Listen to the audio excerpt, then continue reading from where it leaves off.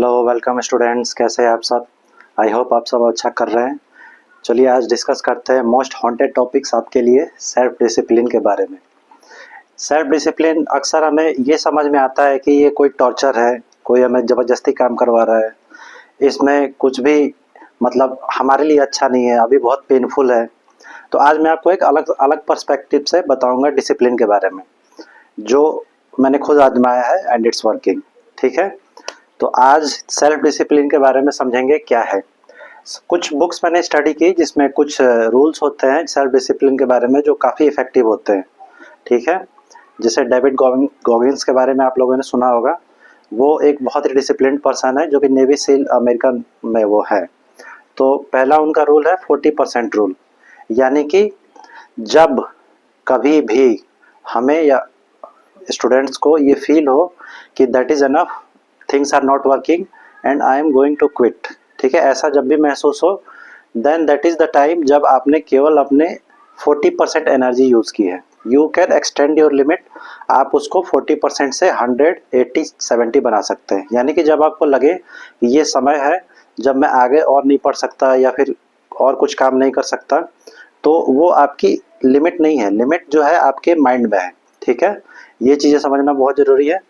Limit जो है आपके माइंड में है, तो आप उस लिमिट को एक्सटेंड कर सकते हैं। कैसे करेंगे वो देखते हैं। दूसरी टेक्निक है 10 मिनट्स रूल।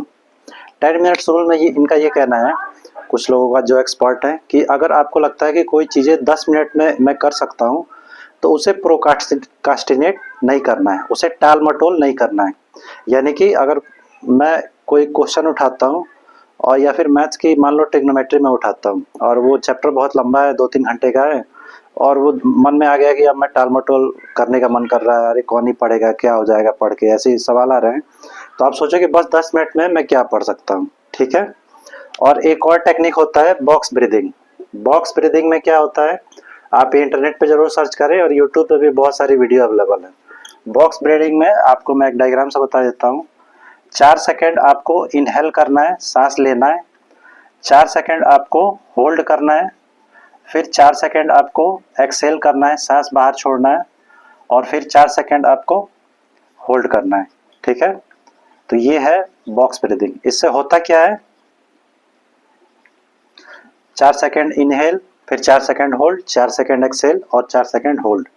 इससे होता क्या है, फोकस तुरंत बन जाता है। जैसे आर्मी या नेवी वगैरह में वो जो ऑफिसर होते हैं बहुत टायर्ड हो जाते हैं, उनका दिमाग कभी कभी काम नहीं करता है, फोकस नहीं कर पाते हैं, और वहाँ पे तो पूरा बुलेट पॉइंट पे काम होता है, यानी उनको डेथ का भी डर होता है। तो वो अपना फोकस कैसे बना पाते हैं, वहाँ से ये कुछ स्टडी के दौरान ये टेक्निक डेवलप की गई है जो हम लोग आम इंसान भी इस्तेमाल कर सकते हैं।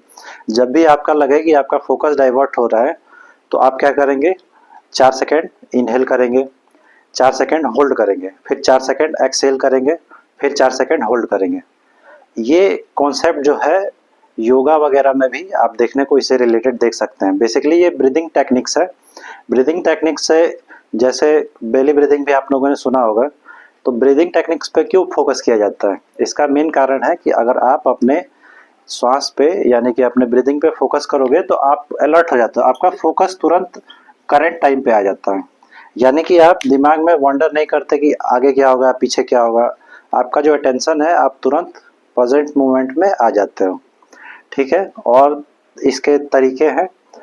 तो अभी है कि डिसिप्लिन को बताया जाता है चूजिंग नाउ वर्सेस, आप थोड़ा होल्ड करिए, मैं ज़रूर इसके बारे में अपनी राय बताऊंगा। ठीक है, ये तो है थियोरेटिकल चीज़ें जो मैं अभी डिस्कस कर रहा हूँ। Choosing now versus must needed. Choosing now यानी अभी आपको क्या करना है और जिससे आपको फ्यूचर में बेनिफिट हो, वर्सेस जो आपको नीड है, यानी कि वर्तमान वर्सेस भविष्य। आपको भविष्य उज्जवल करने के लिए वर्तमान में क्या स्टेप लेने हैं। ठीक है, और अब आते हैं प्रैक्टिकल अप्रोच पे जो मैं फॉलो करता हूँ और इससे ये वर्क कर रहा है। ठीक है, एक बहुत अच्छा कोट मैंने सुना था, आपने गेम ऑफ थ्रोन्स में वो नाम मैं भूल गया हूँ, उनका कैरेक्टर देखा होगा जो थोड़े छोटे से हैं हाइट में, उनका एक ये था कि फेल अगेन फेल बेटर। अब मान लीजिए आप डिसिप्लिन फॉलो करने जा रहे हैं, आप सब सोच लिया चलिए पढ़ाई करना है, लाइफ में कुछ अच्छा करना है, तो क्या ऐसा जरूरी है कि आप डेली का डेली वो रूटीन फॉलो कर पाएंगे? आप कमेंट में ज़रूर बताएं। और इस वीडियो को शेयर करके अपने दोस्तों से ज़रूर पूछें। क्या आपने एक इंटेंट बना लिया? सबसे पहले तो काम आता है इंटेंट का। आपकी पहले ईमानदारी होनी चाहिए, इंटेंट सही होना चाहिए और ऑनेस्टी होनी चाहिए। आप जो काम कर रहे हैं वो ऑनेस्टी से कर रहे हैं और आपका इंटेंट सही है। आप दूसरे डायरेक्शन में, गलत डायरेक्शन में नहीं सोच रहे हैं। आपका इंटेंट सही है, यू आर ऑनेस्ट। तब आते हैं फेल अगेन फेल बेटर पे। अब इसको नेगेटिव वे में नहीं लेना है कि हमेशा फेल फेल करते रहना, नहीं।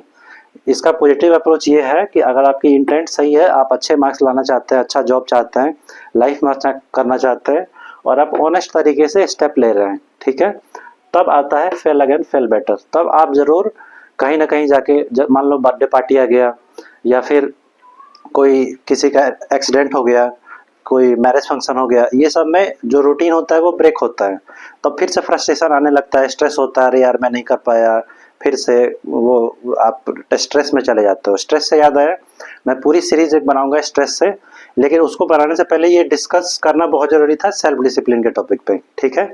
तो ये एक प्रैक्टिकल अप्रोच आप लोग याद रखें, फेल अगेन फेल बेटर। लेकिन उससे पहले क्या प्रीरिक्विजिट है कि आपका इंटेंट सही होना चाहिए। आप अच्छा करना चाहते हैं, लाइफ में पॉजिटिव गोल्स हैं और आप ऑनेस्ट तरीके से स्टेप ले रहे हैं, ठीक है। तो इसके बारे में हम बात कर लिए, fail again fail better, intent सही और आप ऑनेस्ट होने चाहिए। और एक जो डेफिनेशन है डिसिप्लिन की, जो मुझे अब तक बहुत अच्छी लगी है, वो उसका मैं रेफरेंस नहीं दे पाऊंगा कि मुझे याद नहीं है वो कहाँ पे मिली थी।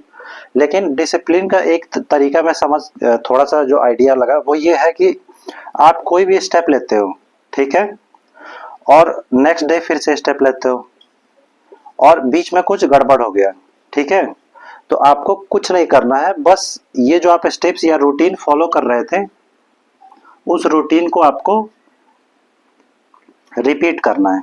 यानी कि रिपीटिशन इज द की। आपको बस अपने जो रूटीन आपने सेट किया है, इंटेंट अच्छा है, तो आप बस रूटीन को रिपीट करें, रिपीट करें, रिपीट करें। और ये क्या टॉपिक इससे रिलेटेड है? हैबिट।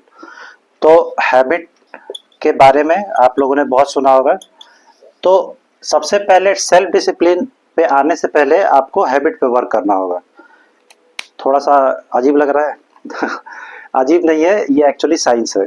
अगर आप अपने हैबिट पे वर्क करोगे, सुबह उठोगे सही टाइम पे, तो आपका मूड पॉजिटिव रहेगा।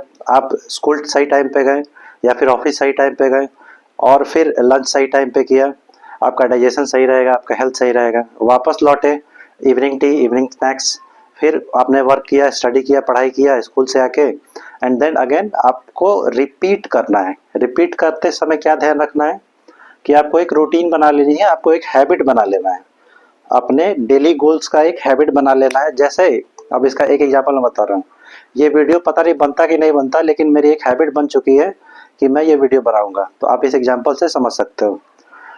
अब हैबिट के बारे में हम बात कर लिए, उसके बाद आता है सेल्फ डिसिप्लिन। और एक बात याद रखिए, प्रैक्टिकल लाइफ है, कुछ ना कुछ अप्स एंड डाउन्स आएंगे।